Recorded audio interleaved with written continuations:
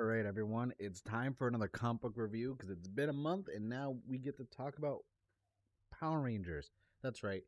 Issue 113 of Mighty Morphin Power Rangers from Boom Studios is now out. It is the third book in the Darkest Hour 12 issue year long freaking event that is just it's crazy. Like I've gone on the record and I've said this on podcasts and on other people like collaborating that like after Shattered Grid, it's like, where do you go? And then we had Altarian War, which was just so good.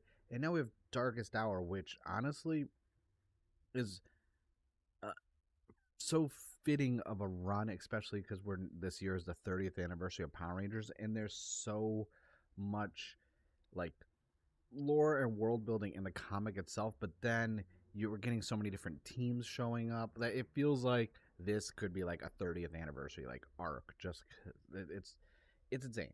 Like I also love like just continuing the last issue. This picks up where it left off, and Billy. We're getting Billy in the limelight, front and center, and like my favorite blue.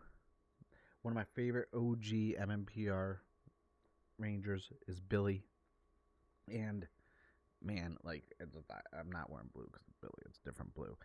It's great that like he finally shows up, and because of everything that's happened, we have like uh, we have some Safe Haven is now in Angel Grove because the whole Master Arc opening, and basically everything's chaotic now.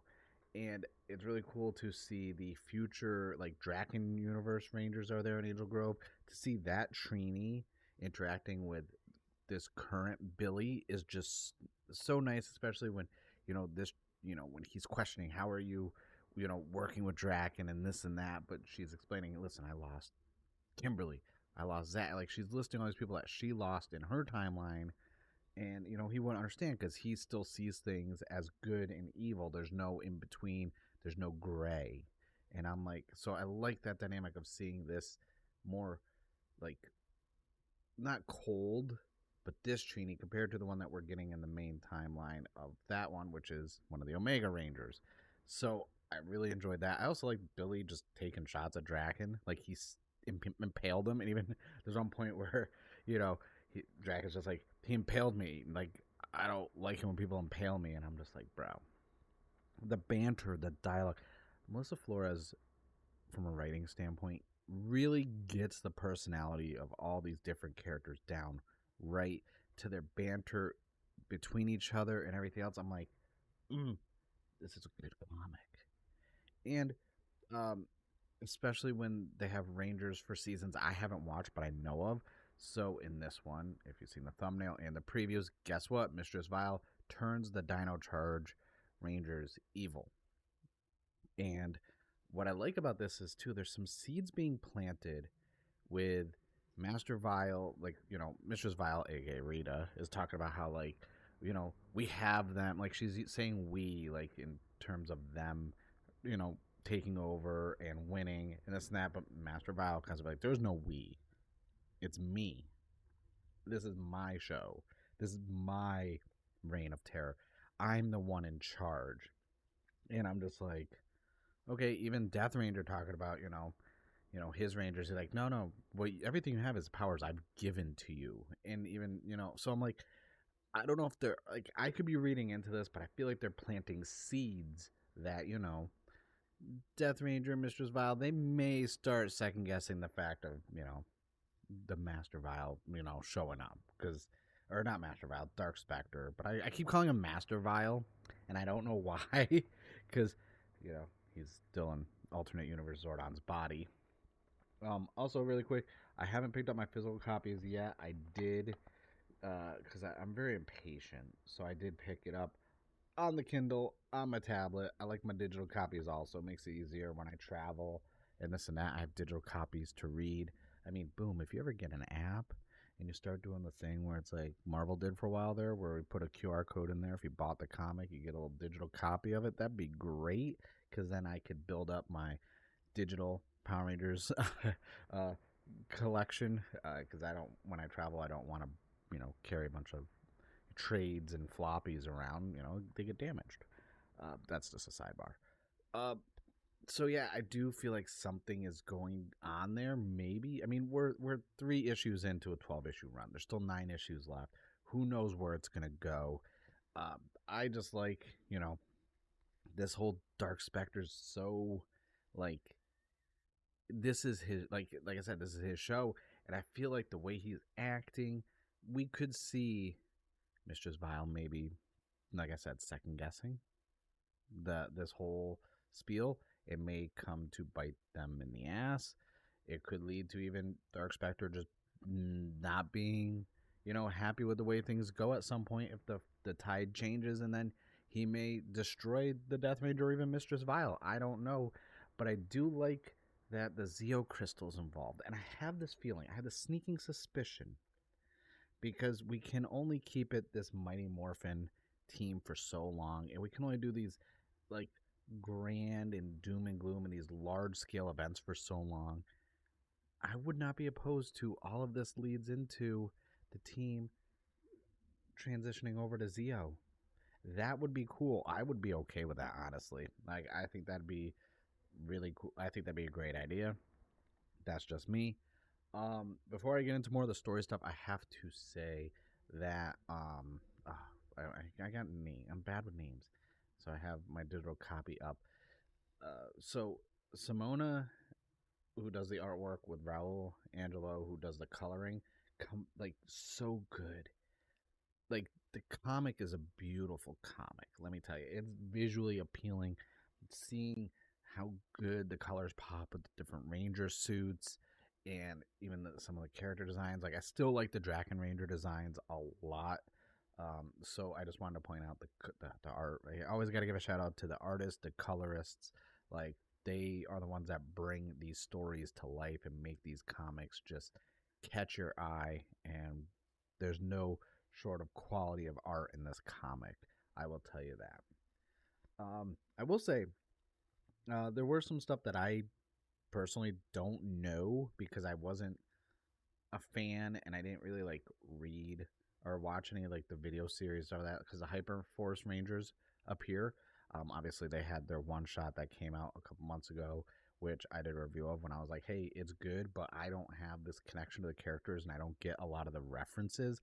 And I get that one of the Hyperforce Rangers' father is directly now connected to Mistress Vile, but it was cool to see Draken kind of conversing with them, be like, hey, like, you know, what's going on? You can find more Rangers. Like, we need to figure this out. And even their banter with Draken, they have a history apparently. Like I said, I don't know a lot of this stuff. I haven't watched any of the Hyperforce, when they were like the tabletop. I never watched any of that stuff, so I have no real clue really to the depth of the characters' personalities and kind of like their dynamics. But I do enjoy the banter.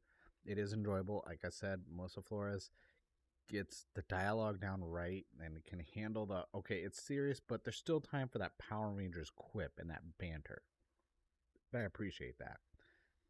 It kind of is a nice balance going on there.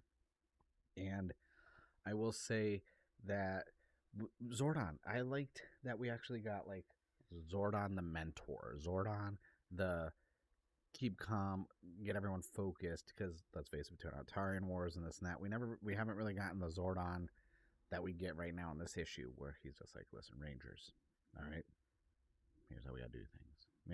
Just the calm, de-escalating, diffusing the situation, getting everyone to be like clear-headed. I like, even if it was for a brief couple little panels, I enjoyed that we got that for Zordon. It's Zordon, At the end of their issue, we did get the cliffhanger, Billy, Grace leaving Billy a gift, which was these power eggs. And my dumbass didn't really think of like the full lore of like Morphin Masters and everything else. I don't know why I thought those were the Tengu Warrior eggs. Can we talk about how wrong I was on that and why that even like crossed my mind? Like, and that's me being like stupid, honestly. I'll admit I was being stupid. I do like that the end of this led to Trini and Billy going to the broken slash defunct Master Arc, and basically with the eggs, and Billy was saying, "Hey, these are connected to the Morphin Masters, so if we are able to morph, the morphing energy might activate them."